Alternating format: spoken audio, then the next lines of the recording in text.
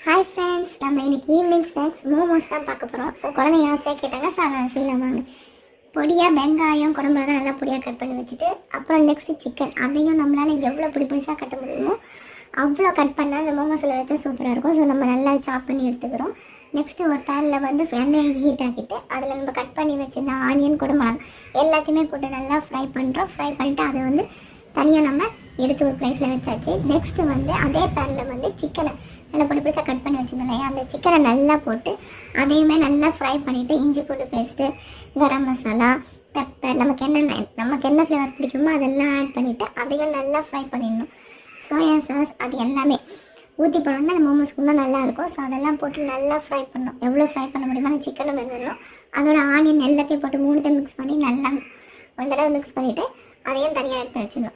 Next வந்து மைதா மாவு நம்ம நல்லா சாஃப்டாக பிசைவோம் இல்லையா, அதே மாதிரி நல்லா சாஃப்டாக பிசைஞ்சு நல்லா எவ்வளோ பிசை முடியுமோ அப்போ தான் நல்லா சாஃப்டாக வந்துடும். சாஃப்டாக வந்துட்டு அதை நல்லா ரோல் பண்ணிவிட்டு ஒரு தனியாக கொஞ்சம் எடுத்து வச்சுட்டு அதை வந்து நமக்கு பூரி எப்படி சப்பாத்திக்கு பண்ணுவோமோ அதே மாதிரி போட்டு பண்ணிவிட்டு நான் சும்மா ஒரு அளவுக்காக ஒரு மூடி எடுத்து சும்மா ஒரு ரவுண்டாக பண்ணிவிட்டு அதில் இப்போ நம்ம பண்ணி வச்சுருந்தோம் இல்லையா அந்த சிக்கன் மசாலா அதை உள்ளே போட்டு ஒரு எப்படி நம்ம சோமாஸ் எப்படி மடிப்போம் அதே மாதிரி மடிச்சுட்டு வச்சாச்சு. பார்த்தீங்களா, பார்த்தா சூப்பராக அழகாக இருந்தது.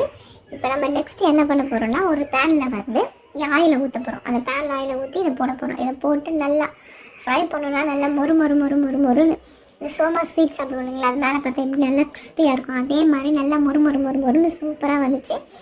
அது அவ்வளோதான். என் பையன் பார்த்தோன்னே ரொம்ப ஹாப்பி ஆகிட்டான். கூட அந்த நம்ம சாப்பிட முடியாது சாப்பிட்டாரு, நல்லா இருக்குன்னு சொன்னால். அவ்வளோதான் ஃப்ரெண்ட்ஸ், அவருக்கு ரொம்ப ஹாப்பி ஆகிடுச்சு. அவ்வளோதான், இந்த வீடியோ முடிஞ்சிருச்சு. பாய்.